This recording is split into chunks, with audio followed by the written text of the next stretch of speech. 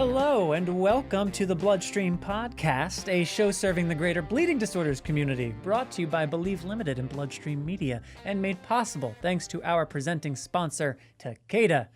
I'm your patient advocate and host, Patrick James Lynch. And I am your healthcare advocate, your nonprofit nerd, and your other host, Amy Board, reminding you to please speak with a healthcare professional before making any of those treatment decisions. Any of those old things. Woo! On today's show, we've got the second installment of our plasma donation series featuring a donor named Hannah. We've got that and a bunch of discussion topics lined up for this episode. Welcome to Bloodstream. Listeners, as always, thank you for joining us today. And if you like what you hear, subscribe to the Bloodstream Podcast wherever you get those podcasts. Just do it. Just do it. I'm peer pressuring you into doing it. Listeners, I also want to remind you as you're doing that, that the Bloodstream Podcast is indeed made possible thanks to our presenting sponsor, Takeda. Takeda. Yes, that's right. Takeda. Takeda's got this website, bleedingdisorders.com, where you can learn all about Takeda's resources for and commitment to the bleeding disorders community. Amy? Yeah. Takeda believes in a world free of bleeds. And they are dedicated more than ever in their efforts to offer a wide range of programs and support to help patients throughout their treatment journey, wherever on that journey they may be. You can learn more by simply visiting bleedingdisorders.com. One more time, that's bleedingdisorders.com. And for their founding and ongoing support of the Bloodstream Podcast, I would just like to say thanks, Takeda. Thank you, Takeda. I laughed and I knew I shouldn't because it would literally you're just going to lean in. That's right. If I get a laugh, it's over. Whatever was the plan is no longer the plan as soon as I hear a chuckle. A chuckle. All right, PGL, what we got? We literally have bullets. We've got a bunch of bullets, including the fact that for those listening in real time, we're currently in Asia. Literally, the two of us are in Kuala Lumpur. Yeah, for the World Federation of Hemophilia's biannual World Congress. It's kind of a flex that it's in Kuala Lumpur, to tell you the truth. It's pretty baller. I think it supposed to be there. Yes. Pandemic affected it, I think, and then it's gotten bumped. Yes, I mean, it was a huge deal. I remember all of our staff were all going. Everyone talked about it, and then it just went away, and I think it was a pandemic thing. Yeah, and I can only imagine for the event organizers and all the people who were planning that just must be such a head spinner. If y'all are interested, Dr. Glenn Pierce was on the show a couple weeks back. So a while ago, if you guys want to scroll back through your podcast players, and gave a preview of some of the stuff that's going to be at Congress. And then we'll bring content back from it. No doubt. So I'm not sure what hashtag might be being used. WFH 2026 seems like a reasonable one. So if you're online and want to try to catch some pieces, you might Google hashtag. it. Google it. Google it. That's a great way to find out. But from all the way around the world to the other side of the United States, we are in California as we're recording this, and over in New York, there's a little something I wanted to highlight because it is a demonstration of successful state-level advocacy. Heck yeah. As I was doing some prep for this episode and Googling, as Miss Amy Board would call it, I found myself on the website of New York State Senator Joseph Addabbo, and I saw a picture of him with some local leaders from the New York hemophilia chapters. Cool. And on this webpage of the senators was a note about his co-sponsoring the coverage for children with rare disorders, S965A2384A. This legislation facilitates out-of-network access for parents of rare, fragile, and deteriorating children to specialists for necessary diagnosis and disease-specific knowledge. Health plans would also be required to cover these services at established in-network rates under the bill, with notification for coverage being provided in advance to the plan. Currently, the bill is in the Senate Insurance Committee and on the Assembly's floor calendar, reflecting broad bipartisan momentum to meet the urgent needs of such children. Cool. Get it through. We talk about our federal advocacy efforts. We highlight things like Washington Days, and we do also talk about the importance of state advocacy too, but Amy, I just wanted to highlight this as an example of, I saw this photo with 4 people that I recognize and Senator Addabbo, and if it weren't for the building of that relationship with the senator, this may never happen. And this is not the only thing he's actually doing for the rare community. I decided to just read the first third of this little thing I found. He's got a bunch of other resolutions and things that he's doing to support people with bleeding disorders, people with rare disorders. Yeah. So when you get those invites from your local chapter to support state level advocacy, I mean, I'm sure as a former executive director, you have a point of view of that as well. Heck yeah. And I mean, it takes so much discussion, collaboration, writing, rewriting, debating to get something like this even pushed through, to even get in front of a decision maker's eyes and, kind of hands, that they can make a decision about whether or not they want to push this through. And so hats off to all the, coalition leaders. Obviously, our local bleeding disorder community was heavily involved in this, which was really exciting. But guaranteed if they were on the show today, they'd be like, well, we were, in partnership with XYZ, XYZ, XYZ. I mean, it's just a massive collaboration to get any piece of legislation through, state or federal. So hats off to all the folks that were working to get this very important piece of legislation through and passed. I'm curious from your experience, Amy, with regard to state advocacy versus federal, are there any differences or characteristics of one over the other that from your experience while you were in Colorado would be worth highlighting? Holy smokes. I'll be honest, I only worked on state politics, so I don't know very much about the federal level. I know... I think it's just a different beast in terms of how you get things through.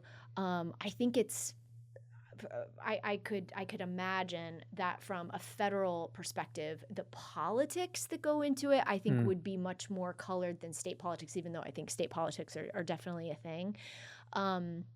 But there is an accessibility to state politics that I think is really lovely. A lot of people can meet with those decision makers, have more of an access, if you will. So I don't know. That would be interesting to get someone on to talk about, to kind of talk about the differences between the two. But the system, the process is, fundamentally the same. Yeah, that's my experience as well. So congratulations to those in New York on pushing that through, and all the best to Senator Addabbo as he attempts to get that bill for coverage for children with rare disorders passed. Heck yeah. All right, next bullet on our lovely bullet list for today's episode is another title from one of my favorite outlets on all of the internet, Fierce Pharma. You've really been a Fierce Pharma. Listen, you provide good information that's not behind a paywall. Yeah. I'm for it. Oh my gosh, my boy does not like a paywall. Mailbag at bloodstreammedia.com if you like a paywall. Email me and tell me why. But this happens to be about us, so I'm particularly biased. Yes. The title of the article, Sanofi backs 2 more documentary films about rare blood disorders. Tell us all about it, PJL. You know I'm going to. Written by Andrea Park, published March 20th on Fierce Pharma. Already mentioned Fierce Pharma. They really should be a sponsor of the podcast at this point. But it's true. There's 2 documentaries related to the rare blood disorders community that Sanofi has partnered with Believe Limited on. One of them you've heard us talk about before, and that is the project that we are doing based on Megan Aditiran's Road to Clot project in Nigeria, where she is bringing diagnosis to the people of Nigeria through a mobile diagnostic project that Sanofi has supported, and we are filming a documentary about. So we were in Nigeria with Megan in February. We'll be returning there again later this year, and we're tracking her development as that project has kicked off, Road to Clot, that is. But the one we haven't yet talked about is a project that I actually just got back from a shoot for yesterday, so very top of mind, and currently being called Rare Blood. And this project takes a look at 5 different rare blood disorders, hemophilia A and B, as well as sickle cell disease, ITP, and ATTP. Don't ask me to tell you what those acronyms stand for, because I won't. But these Google 5... it, you guys. Google it. These 5 rare blood disorders are all areas of interest to Sanofi, and so I approached them last year with an idea of what if we did a film that looked not at just one of them, like hemophilia, but looked at all 5 to determine where there's similarities and where there are differences. Because I know growing up going to a camp that was for kids that had all sorts of different medical conditions, the benefit of being amongst people who don't have the exact same thing, but who also have something that disrupts life, that gives them a reason to look at the world a little bit differently, that causes a need for adaptation and understanding and empathy. So I thought it would be really neat to look at 5 stories that we could then weave together the way we do across the spectrum of rare blood, at least, from a Sanofi perspective. And they took to that idea. We've started production, as I mentioned, just this past weekend. Was in Arizona for production with one of the cast members, a guy with hemophilia B, amazing story, an artist from a super creative family, Cool. like the kind of family where everything, eventually you're like, okay, stop. This one's like, by the way, I sketch, and pulls out a book of things that could be published tomorrow. And you're Cool. like, oh, and that's the third casual creative thing you mentioned to me. Cool. Oh, you also sing like an opera. Okay. It's one of those kind of families.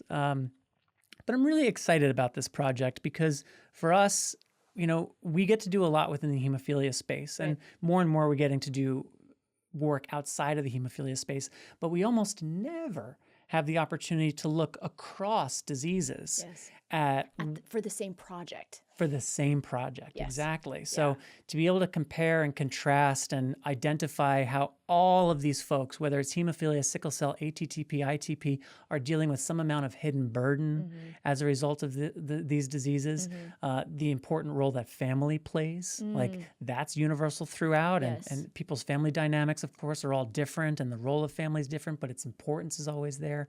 So rare blood is something that we're going to be working on across this calendar year. You'll probably hear us talk about it more, but this press release published last month is the first public announcement of the project. So we're officially in the world now. Rare blood exists, and if you're curious to know more about it, email us at mailbag@bloodstreammedia.com.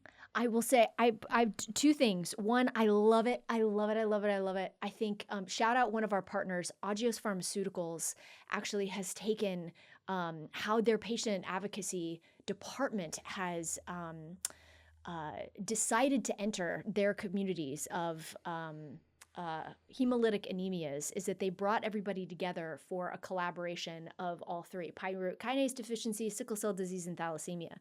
And when they first came together, physicians, patients, stakeholders, everybody was like, it's not the same. We should have our own thing. And there's so many similarities, and the strength that they all have building empathy, that there are so many things that from the lived experience are the same. Right. They're able to uplift, bring awareness. And I do think in our bleeding disorders community, we are so organized and so strong.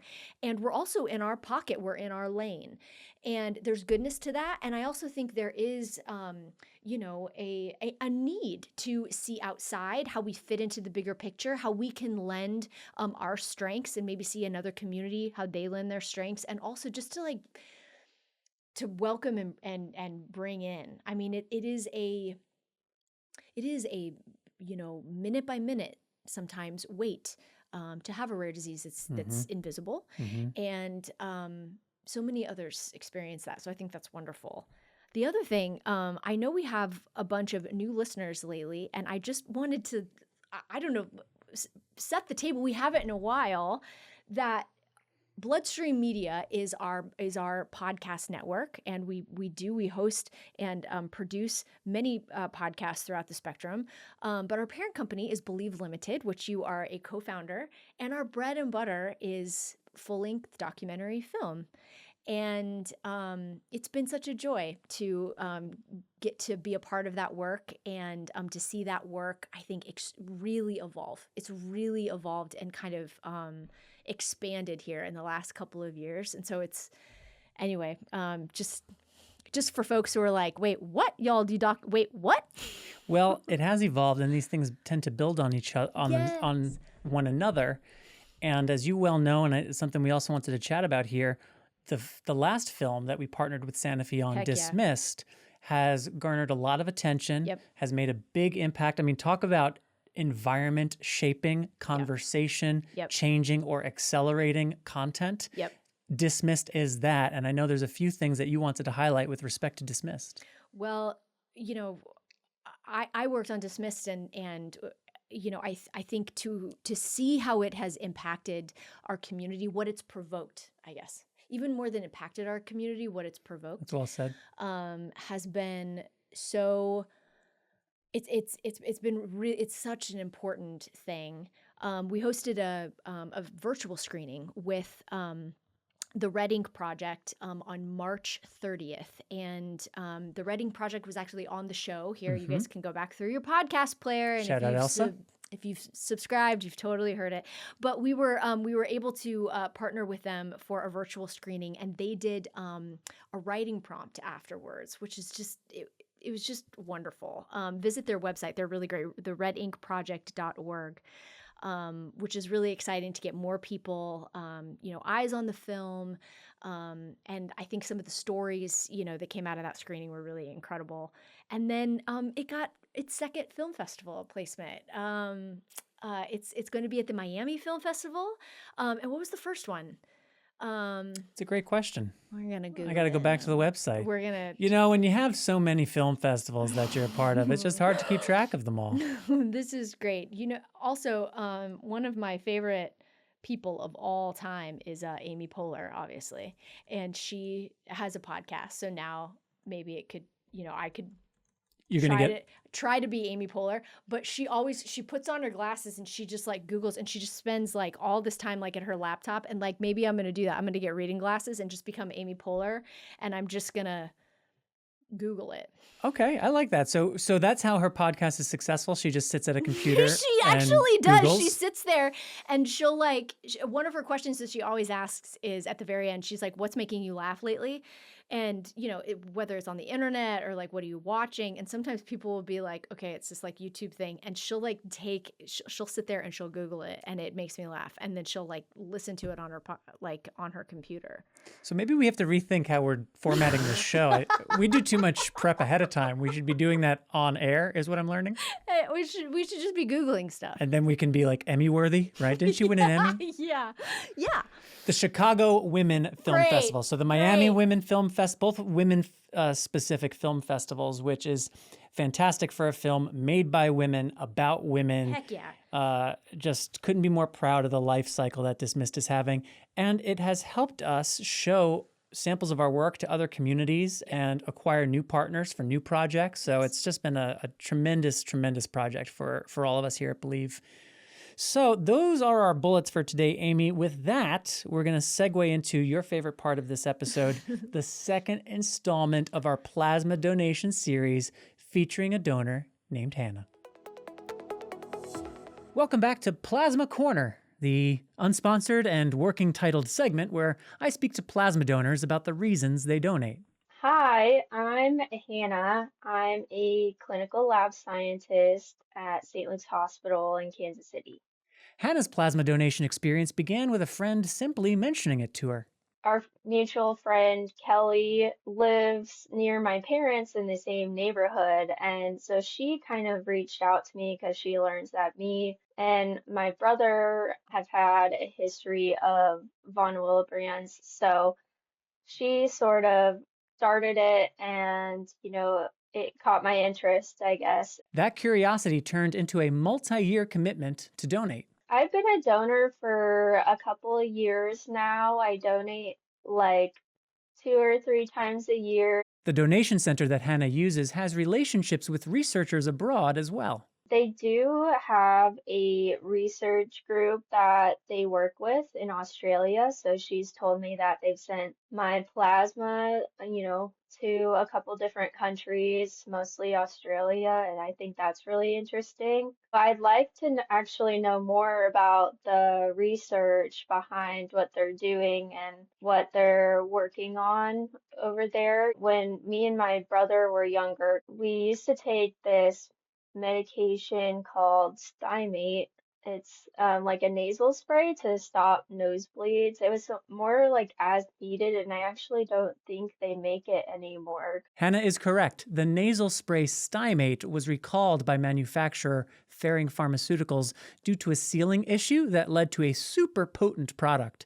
That was in 2020, and as of this recording, Stymate remains off the market. So I wonder if there's some research out there that would look into more temporary, fixes for things like that. Hannah reflects on how her role as a lab scientist doesn't usually enable her to appreciate the direct result of her work on patients. Being in a lab, I don't have a lot of patient interaction and I don't always see the other side of the donation process. So, I got to like put myself in the position of a patient and, another person and see what they go through. Hannah credits the staff at her plasma donation center for facilitating a top-notch experience. The staff at the community blood center where I donate is always been really kind, really helpful with the whole process, and yeah, it's been good. For anyone on the fence about donating plasma, Hannah highlights the human impact that every donation has. You know, think of it like that is someone's grandma, brother, dad, sister. That's someone's family member who really needs it. And, you might want to fact check me, but I think 2 to 3% of people donate blood. She's right, again. According to the American Red Cross, only around 3% of the population donates blood, and an even smaller percentage of the population donates plasma specifically. So there's always a critical need for it. So I think I have been that person I have a bleeding condition, so I can't donate blood really, but I've seen the plasma side of things and I know that it's, helping others. And I was able to kind of get over my fear of donating after I've done it a few times, and it's really not that bad. Like also like the people at the blood center are there to help you and like guide you through it, and you get snacks. And who doesn't love snacks? But seriously though, for Hannah, the bottom line reason that she donates is quite simple. I hope that it helps, and I think that there's a way to just like encourage others to donate, I guess. Thank you, Hannah. Bloodstream audience, you can learn more about the plasma donation process by visiting kingbiomed.com or by visiting biolifeplasma.com or by searching plasma donation information in your favorite search engine. Thanks again to Hannah for joining the program today, and thanks as always to our presenting sponsor, Takeda, bleedingdisorders.com for more. We could not produce this show without your support, and we are grateful for it. All right, Amy, next episode comes out in May. Somehow we're in May already. What can the listeners expect to hear? Well, we're just going to start Googling stuff. Is all the show is going to become. I'm telling you, there'll be a time now where we're coming up to recording. Yeah. We don't have an agenda filled out. 100%. And we're going to be like, should today be that day? 100%. We just Google in front of the cameras? 100%. And we're just going to polar it. That's all we're going to do. We're going to polar it. We're just going to polar it. Nice. God bless. Patron saint, Amy Poehler. We're just going to polar it. Emmy Awards, here we come. Yeah. Google Live on the podcast, win the trophy. All right, well, you can look forward to that, us Googling next month. And with that is all for this structured and written in advance episode. Be sure to subscribe to the Bloodstream Podcast wherever you listen to have the next episode delivered to you the moment it goes live. And as always, email us at mailbag@bloodstreammedia.com to inquire about whatever. Like if you want to share your story or if you want to be in one of our documentary films.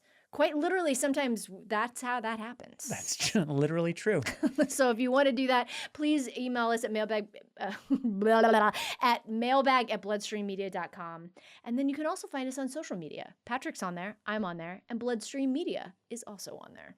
It's true. Follow us. No excuses. Yeah, it's like a whole thing. I am your host, Patrick James Lynch. And I am your other host, Amy Board. And until next time, take self-care of yourself. Bye, everybody. Bye-bye, y'all.